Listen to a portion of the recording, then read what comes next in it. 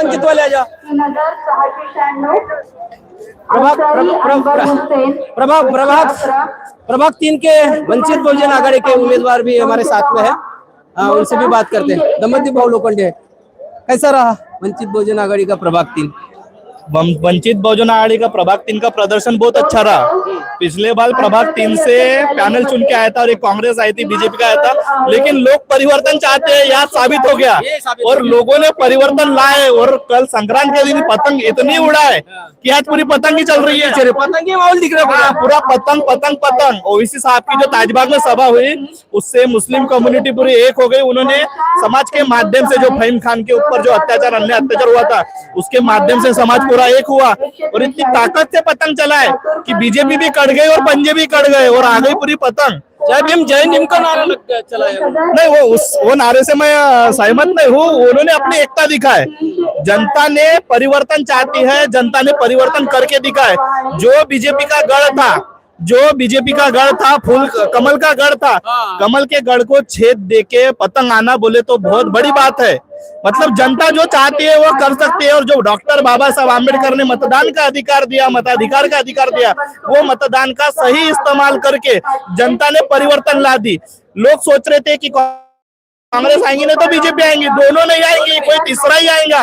ये परिवर्तन की राजनीति है और यही शुरुआत हो गई अभी। ये परिवर्तन की शुरुआत है, युवाओं की शुरुआत है, फ्यूचर की शुरुआत है, भविष्य की शुरुआत है। और ऐसी राजनीति चलेंगी तो हर एरिया में बदलाव होते रहेंगे। जो हाथी बोल रहा था कि हम समाज के माध्यम से चुन के आएंगे, वो हाथी भी बढ़ गया। जो पंजाब बोल रहा था हम वंचित भी नहीं आई ना, मुझे कोई प्रॉब्लम नहीं वंचित नहीं है, तो वंचित का ये पहला ही चुनाव था। और हमने कहीं ना कहीं समाज को तो अभी बताना पड़ेगा ना कि गलती तुम्हारी कहाँ हुई, बसपा की कहाँ पर हुई, वंचित ने कहाँ पे गलती की है। हम बसपा के साथ हमेशा बैठने के लिए तैयार थे, लेकिन बसपा ही हमारे साथ कभी आने को तैयार नहीं थी। और हमें तो बेहद खुशी हुई, कांग्रेस भी नहीं आई, बीजेपी भी नहीं आई, पतंग आ गई। हमें खुशी है, जनता परिवर्तन की राजनीति चाहती है, जनता ने परिवर्तन किया। प्रभाग 6 में भी मुस्लिम लीग आई, वहां से भी हाथी बैठ गया, बहुत जगह से परिवर्तन हुआ और जनता ने परिवर्तन लाई। आपने भी लगातार प्रभाग 3 में प्रचार किया, उम्मीदवार भी थे, आपको कितना वोटिंग मिला? मुझे 1000 के लगभग वोटिंग है। अभी तक मुझे कंफर्म हुआ नहीं कितनी वोटिंग है। मैं खुश हूँ कि जनता ने पहला चुनाव था, अभी तो आगे और भी बाकी। ये पहला चुनाव है और जनता परिवर्तन चाहती है। हम बहुत अच्छा काम करेंगे। पतंग के जितने उम्मीदवार को ये नहीं लगता है कि हमारे मूवमेंट में जो पार्टियां है जो बट के अलग अलग चुनाव लड़ती है, जिसका जो है भुगतान जो है हम आज भुगत रहे हैं कि ना बसपा का उम्मीदवार आया ना वंचित का उम्मीदवार आया। ये बसपा की गलती है, हमारे राजनीतिक पार्टियों की गलती है। तो वंचित ने भी बोलना चाहिए ना कि भाई बैठेंगे हम तो 2 सीट दिए थे ना उनको। अच्छा, 2 सीट दिए हो गई थी, बात हो गई थी। हमने 2 ही फॉर्म भरे थे, 2 तो उनको दिए थे, उन्होंने बोले ही नहीं। उन्होंने मेरे खिलाफ उम्मीदवार उतार के क्या किया, जाके खुद का नुकसान कर दिए। अभी ऐसा कितना साल चलेगा ये बता नहीं सकते अभी कितना साल चलेगा। हम नेता है नहीं, अभी उत्तर नागपुर के वंचित के आप युवा नेता हो, आप भी इसके ऊपर में विचार तो कर सकेंगे ना। हम इसके ऊपर बहुत विचार करेंगे, हम अपना काम और मजबूत करेंगे। हम बहुत अच्छी राजनीति लाने की सोच रहे हैं और वो राजनीति की यहाँ से शुरुआत हो गई। हम हारे जीते सियासत में ये चलते रहता है, उससे हमें कोई लेन देन नहीं।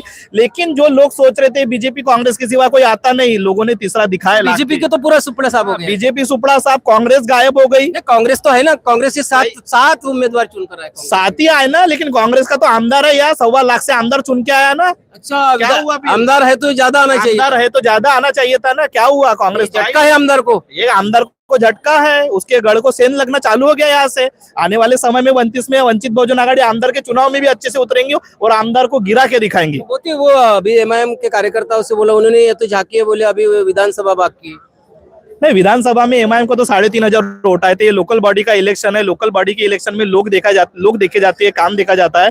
उस मद्देनजर रखते हुए पार्टी बढ़ती है। यहाँ पर एमआईएम ने भी उम्मीदवार दी थी ना विधानसभा में, 3500 वोट ली थी और हमने भी उम्मीदवार दिए थे, 1200-1500 वोट लिए थे। लेकिन आज हमारे एक कैंडिडेट ने प्रभाग से 1200-1500 वोट लिए, तो हमारे भी वोट बढ़े हैं, एमआईएम के भी वोट बढ़े हैं। लोकल राजनीति से ही राजनीतिक जड़ें मजबूत होती है और अभी जड़ें मजबूत होना चालू हो गई है और कांग्रेस बीजेपी जैसी प्रस्तावित पार्टियां नीचे गिरना चालू हो गई है।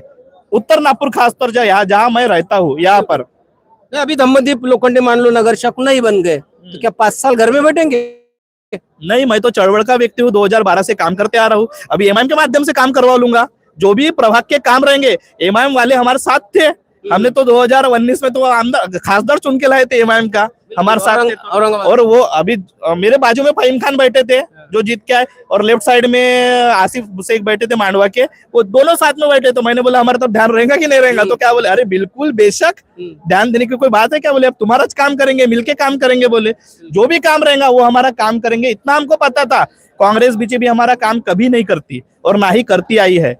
अब ये चार चीज जो जीत के आए हैं, ये हमारा काम करेंगे, प्रभाग का विकास करेंगे, हम विकास के साथ है। लेकिन हमारी पार्टी जहां कमजोर है वहां हम हमारी पार्टी का तो संगठन, अम्बेडकरी विचारधाराओं की पार्टी जो है ये एक आकर कब चुनाव लड़ेंगे, इसके लिए फिर आपका भी क्या रोल रहेगा युवा होने के नाते? हमारी पार्टी जहां कमजोर है वहां हमारा संगठन बढ़ाएंगे, लोग जोड़ेंगे, बीएसपी को समझाएंगे। अच्छी बात नहीं तो बीएसपी तो खत्म हो जाएंगे और हमारा संगठन बढ़ते जाएगा। तो आने वाले चुनाव में क्या भरोसा वंचित का पैनल निकल जाए, क्योंकि लोग परिवर्तन की राजनीति चाहते हैं ना। तो वंचित की वजह से बीएसपी गिरी बोलते हैं। वंचित की वजह से बीएसपी कैसे गिरी? बीएसपी के तो 10 नगर से खड़ी नहीं रहती तो बीएसपी को वोट करते थे। नहीं, हम कोई 50-60 वोट लेके हराए थोड़ी ना उनको। बीएसपी के 10 नगर सेवक थे, आज बीएसपी के 1-2 चुन के आए। एक ही चुन के आया। क्यों आया? एक 10 से क्यों वो 9 पे आई, 1 पे आई?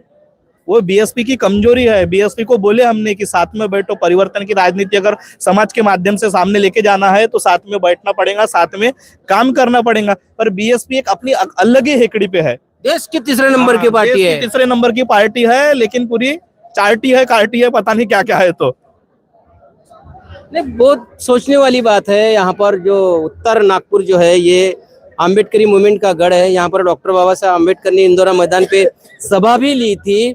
उसके बावजूद भी अम्बेडकर के पक्ष के पार्टी के विचारधाराओं के पार्टी का एक भी नगर सेवक नहीं आया है।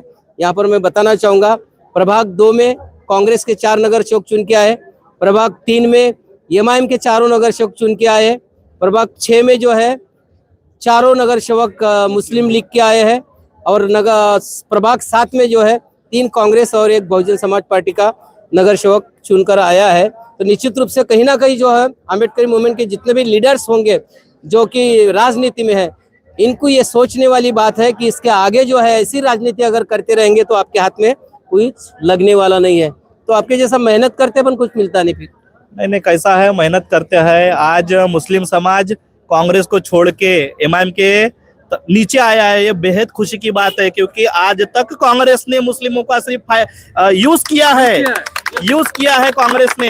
आज जब जाके उनको समझा, तब जाके उनको पता चला कि हमारे कौम की भी एक ताकत है, और वैसी ही ताकत हमारी है। मुस्लिम भाई एससी कम्युनिटी के साथ बैठने को कभी भी तैयार है, लेकिन एससी के जो दलाल लीडर है, एससी के जो बीएसपी के कुछ लीडर है, एससी के कोई भी लीडर पकड़ लो, वो बैठने को तैयार नहीं होते। आपकी भी ओसी साहब की भी युति हो गई थी, इतनी अच्छी युति होने के बाद में तोड़ी किसने? भी वो तो 2019 का मसला है। आज 6 साल पहले की बात है, उसके ऊपर मैं क्या बोलूं। वो तो इंटरनेशनल राजनीति का दो नेता, वो बड़े बड़े लीडर है, दोनों मेरे लिए पूजनीय है, साहब है। मैं भारत में 2 ही लीडर को मानता हूँ, एक बाला साहब आम्बेडकर, दूसरे असदुद्दीन ओवैसी साहब। क्योंकि 2017 में मैंने खुद एमआईएम का काम किया था। मेरा दोस्त बंटी मिश्रा वहां से खड़ा हुआ था और 4,500 मतदान उसने उस समय लिया था।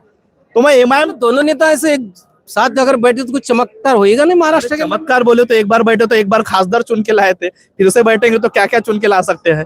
ये तो बात कहाँ पर बिगड़ी ये नहीं समझ में आ रहा। बात अभी वो ना महाराष्ट्र की राजनीति की बात है। आओ ना इधर, आओ ना जरा। ये तो महाराष्ट्र की राजनीति की बात है। होना नहीं चाहिए क्या दोनों नेता एक जगह पे?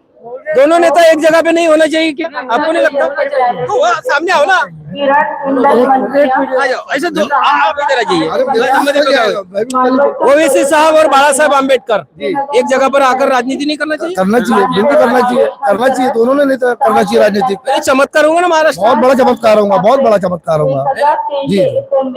झटका किसको लगेगा इसका? झटका बीजेपी और कांग्रेस वालों को लगेगा, क्योंकि दोनों लीडर बुद्धिजीवी है। बिल्कुल सही है, बुद्धिजीवी है, दोनों नेता भी बुद्धिजीवी है। हाँ, कोई तो बात है, कांग्रेस ने सिर्फ मुसलमानों को इस्तेमाल की है, बाकी यूज की है। अभी इसके आगे नहीं होने देंगे। इसके आगे अब होने नहीं देंगे।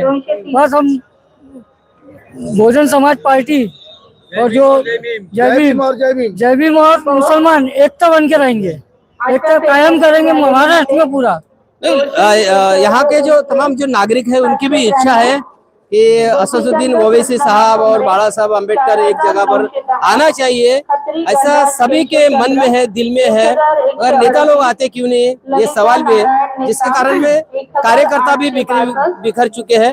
लेकिन नागपुर में, उत्तर नागपुर में ये एक बड़ा अभी यहाँ पर जो है बदलाव की शुरुआत जो है यहाँ पर शुरुआत हुई है। तो निश्चित रूप से हम आगे भी देखेंगे और राजनीति का जो ये खेल ऐसा ही चलते रहता है कि कुछ गठबंधन करके राजनीति होती है। इसके ऊपर में भी सभी की नजरें लगी है। आपका सबका शुक्रिया। एक लाइव चालू है और भी लोगों से हम बात करते हैं। तो दोस्तों पूरा जो ये आप लाइव कवरेज